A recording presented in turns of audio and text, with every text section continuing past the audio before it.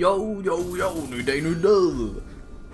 This entire day has just been a filler day. The last couple of days have been filler days, actually. There's been nothing substantial going on. I went to work, gotten home, and went to sleep, and done that for a whole 2 days. Oh no, well, poor old me, right?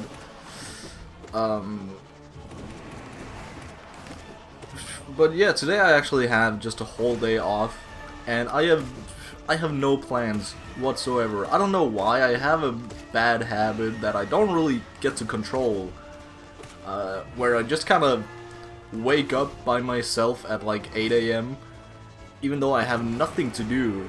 Like my schedule, my sleep schedule is usually like wake up at like 10 at the earliest, because that's, you know, that's what works with my job and all that.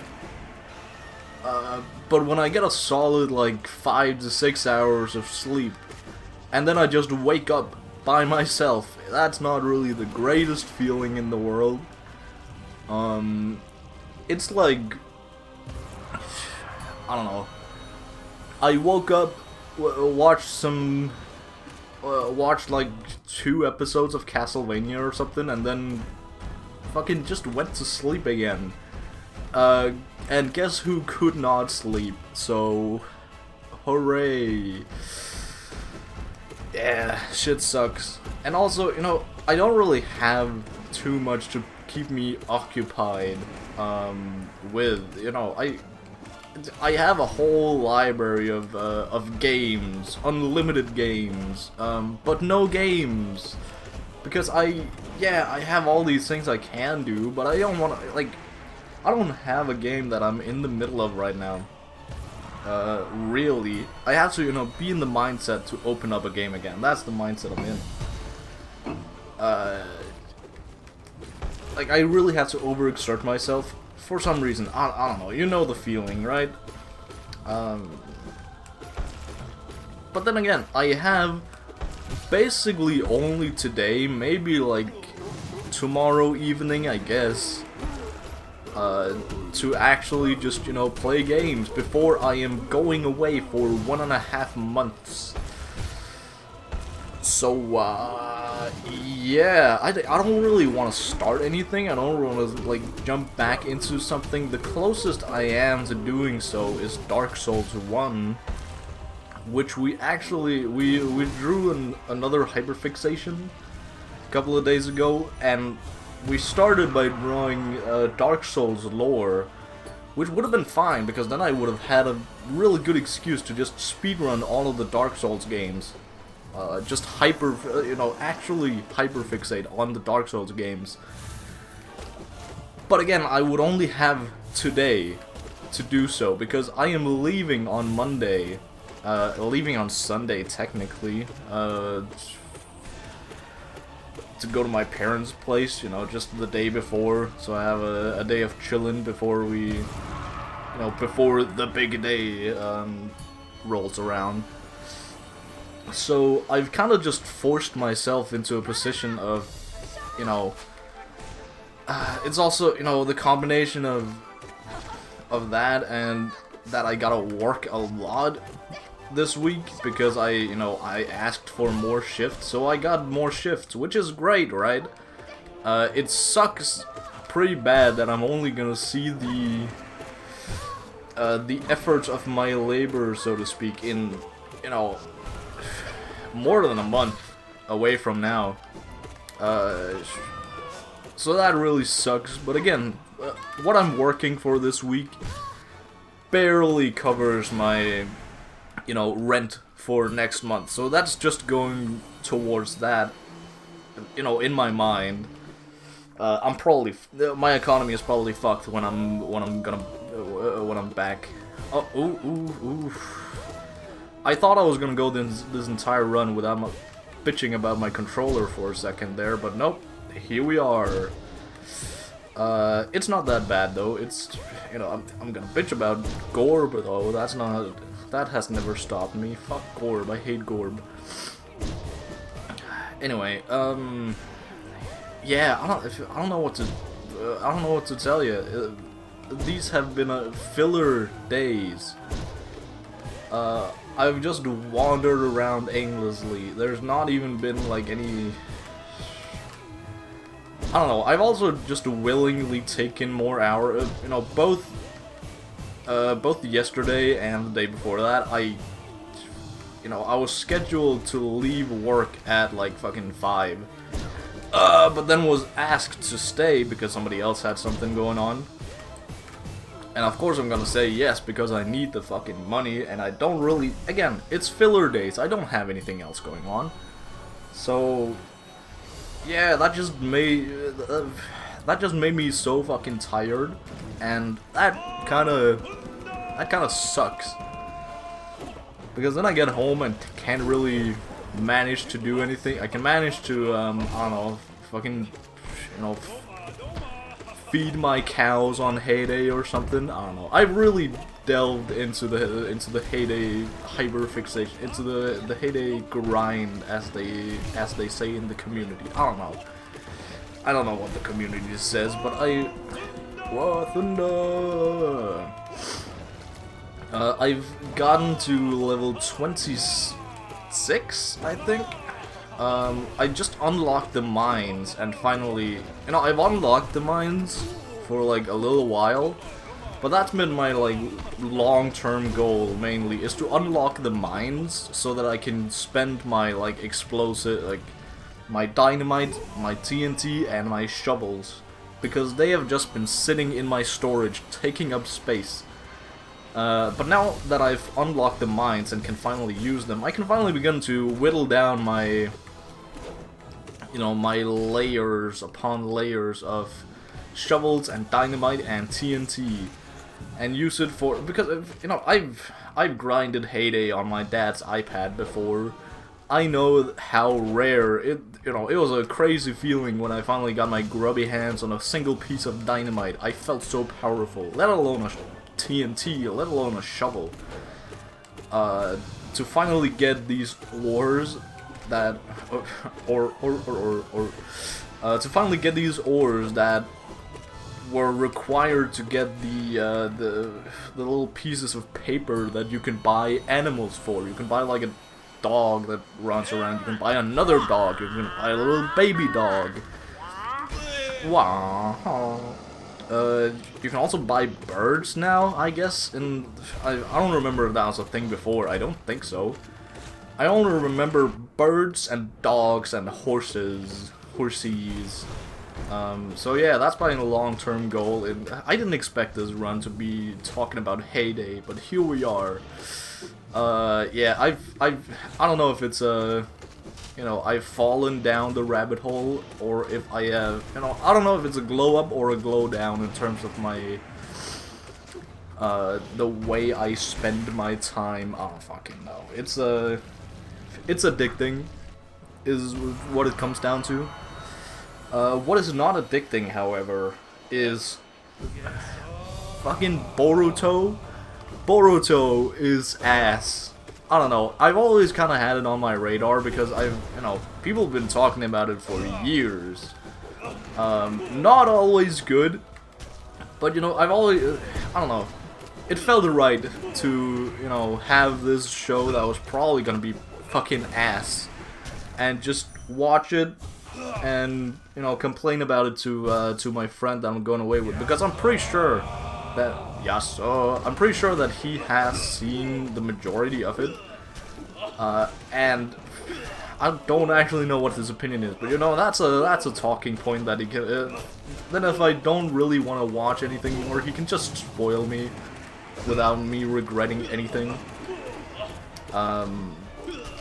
So that is an endless topic of conversation right there, but it's the main thing I don't like about it is how the entire show just kind of neglects all the previous main characters who are now adults and should be way stronger, like at their, at least close to their peak. And them at their peak you know, think of the 4th Great Shinobi World War. Wow, that is a long title when I say it out loud. They are fighting, like, Edo Madara. They're fighting Kaguya, granted only some of them. But they're fighting Edo Madara, they're fighting Obito, they're fighting, fucking... I don't know, I was about to throw Kabuto in there, too. They're fighting the Edo Kage, like, they are fighting a lot of strong people who are buffed by being even stronger, you know. It's always been kind of a plot hole, Edo Tensei, aka, revivification, you know, jutsu, that is just kind of, you know, I don't know, me as a not even like casual enjoy, I should probably know how Edo Tensei works, and I do know that it, you know, makes your chakra pool insanely large. And it also makes you effectively immortal because you're already dead and you're basically just made out of like paper, not paper bombs, even though I'm pretty sure Tobirama, when he was revived, made him part of himself out of paper bombs, or made a clone out of paper bombs or something like that. I don't know. Shout out to Tobirama, favorite Hokage, the GOAT.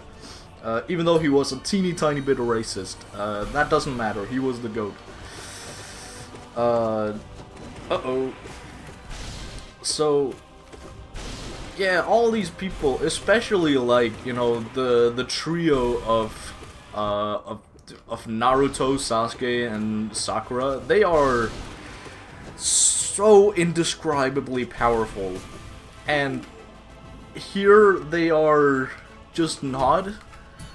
They're getting speed blitzed by literal children, because they are, you know, I think they're trying to mimic the effect that early Naruto, like OG Naruto, had, in terms of like, oh, the, you know, for example, when Naruto, quote-unquote, saved, what's her name, Tsunade, from, you know, one of the fucking Sannin, from being stabbed by Kabuto, of all people. Because, you know, she was, I don't know, afraid of blood or something like that. I don't know, stupid weakness, considering she is a Sannin. In hindsight, it doesn't make a lot of sense, but, you know, I can respect it in the moment. But, you know, here in the moment, like, they're riding off of Naruto. Like, sure, you can say that it is its own series, but they just take all this, like, power scaling and throw it down the drain. And you might not think that's a big deal, but when it's so inconsistent, it just becomes kinda lazy at a certain point. Be right back. Fuck. My bad. Fuck. It just becomes lazy writing. Like, I can respect it. The latest episode I just saw was Mitsuki's backstory, aka Orochimaru's clone, maybe? Artificial child is what I'm gonna call him. Because, you know, okay, first of all, Orochimaru being alive, let alone being, you know, accepted and living in the village as a respected scientist, really rubs my bone the wrong way. That is not something that should have happened. Like, sure, he's being watched over by the, not the Anbu, just the, like, regular fucking shinobi. I feel like he could, like, with all the things he has done, Orochimaru, I feel like we could do, you know, make a little exception and just kill off the guy. He killed the 3rd Hokage and was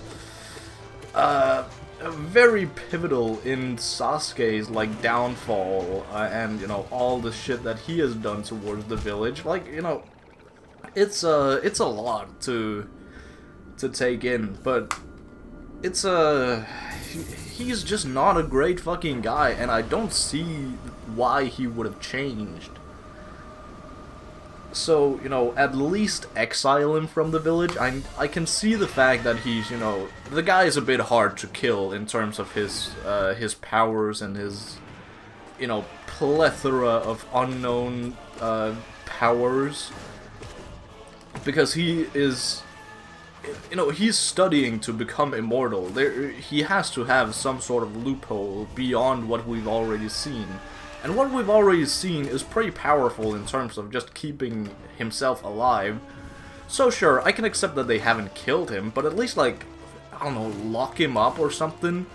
But no, he's just kind of roaming around, like, granted in his own little lab. Like, the fact that I try to justify, like, they have tried to justify it, but they have done such a poor job. But anyway, the point is that Orochimaru is one of the only ones that I actually respect. And that's really hoping and crossing my fingers that he turns out to actually be a bad guy, and the fact that they're keeping him around is gonna backfire on Konoha immensely. I'm hoping that happens desperately. Because right now there's not really that much of a driving force in the story, and also, you know, all the ones that have been there, they've just been like open and shut cases that are, you know, they take an interesting premise and then they just flush it down the drain. Again, that's a topic I'm expecting to see a lot more of. For example, the most interesting thing I've seen so far is the whole, what's her name? I mean, Sakura and Sasuke's daughter, what's her name? Fuck. I'm gonna remember at some point. She, you know, she begins to slowly ask more questions about her dad, because Sasuke is just, you know, he's kind of the shadow Hokage, right? For both Kakashi and Naruto. He's a shadow leader, right? Out on missions and whatnot, kind of like Jiraiya was for Hiruzen. And he's just out there trying to find every single trace of Kaguya, because there's no guarantee that Kaguya, you know, they just sealed her away. They didn't actually kill her, so, you know, I don't know. I don't actually know, but, you know, he's out there doing some busy work, some important work, which I can respect. So she's obviously gonna ask some questions, and when she asks some questions, Sakura gets mad at some point. I don't know, some stupid shit like that, and she ends up, you know, breaking the entire house, their entire house, so they have to move. And in the rubble, Sarada, that's her name, Sarada finds a picture, you know, just a family picture of all of them that kind of looks like they are like one big happy family, but it's actually like, I don't know, like 4 different pictures or something like that. And the one with Sasuke in it is a picture of him from his days in, you know, not the Akatsuki, with the Hebi team, with Suigetsu, with Karin, and with Jugo. It feels kind of funny that they just casually have a photo lying around. Like, I like to imagine that all of these, like, this bad guy group went together for a little photo shoot. Like, it's a funny little thought. So essentially, she starts, you know, Sarada starts acting up because she sees Sasuke with another woman that, granted, looks sort of a lot like her, like herself. And she also has glasses, and, you know, that's a whole stupid plot point. Like, wow, we have the same glasses. Like, yeah, okay. Coincidence much? Like, that doesn't prove fucking anything. But then a bunch of shit happens, and she takes, you know, she goes on a mission with Naruto for some reason to go find Sasuke, because they are, I don't know, everything, like, everything ties together, I guess, but it's just kind of stupid. Like, it just portrays, especially Naruto, as kind of fucking stupid. Which, sure, he is, but I would think that his adult form would be more... You know, it's fine if he thinks it as, like, a little trip with some kindergartners or something, because that's essentially what they are. They're just children, right? And that he, as the fucking strongest Hokage ever, is more than capable of protecting them. Like, sure. But on such an important mission, and with such important people involved, and the fact that he kinda struggled against this guy Shin Uchiha, who is just I don't know, feels like a bit of a retcon, but sure. He was one of Orochimaru's like test subjects, who just kind of roaming free. He is apparently very hard to deal with, even for somebody like Naruto, so he has to have the help of these literal children, and that's the same when, you know, when the original Team 7, because Sakura also, you know, comes around, so it's Naruto, Sasuke, and Sakura, all together, like three of probably the most powerful people in the world. They cannot take down this guy, and they have to call in the help of, I'm not really calling the help, but they need the help of these children, in order to do anything about Shin. And it just feels so disingenuous. It just feels like lazy writing. Like, you know, you couldn't think of any other position other than, oh, I am faster. I am just as fast and just as strong as the Hokage. Like, you know, that's a bit fucking stupid. Again, the power scaling is just kind of thrown out the window, and I fucking hate it. But that's just the way it is. And there's nothing I can do about that, unfortunately. Yeah, it's a bit fucking stupid. They also had a whole thing, like, this entire premise is surrounding, you know, Sarada trying to find out if Karin is actually her real mother, which is a really interesting, you know, thought process, I guess. It's a really interesting plot point if it actually went somewhere, and it wasn't all just a fucking lie. Because all, like, Sasuke and Sakura, all this time, are really, like, they have a certain way of being around each other that's kind of weird. That they're kind of like, they're sort of keeping some secret from Sarada. And also, she goes to, you know, when they're in Orochimaru's hideout, she goes to Suigetsu, just because he's just kind of chilling there, and runs a DNA test through, you know, to match Karin's, you know, blood sample, or I don't know. They put some of her DNA into the thingamabob machine, and it, you know, surprise, actually surprise.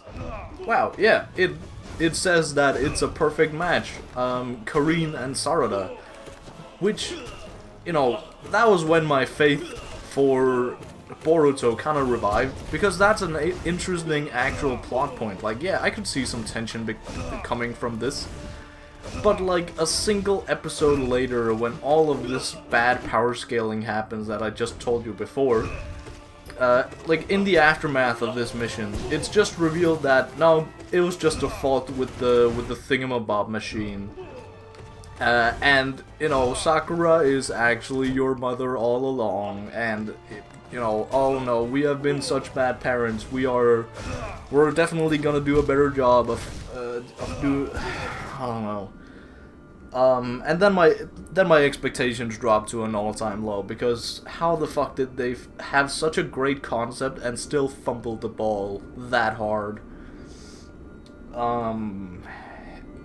So yeah, that's my TLDR of what I've seen so far. Boruto is not good. I would go so far as to say it is bad. Strong words, I know. Anyway, I gotta get back to fucking rotting in my filler episode of a day. Yeah, see you around.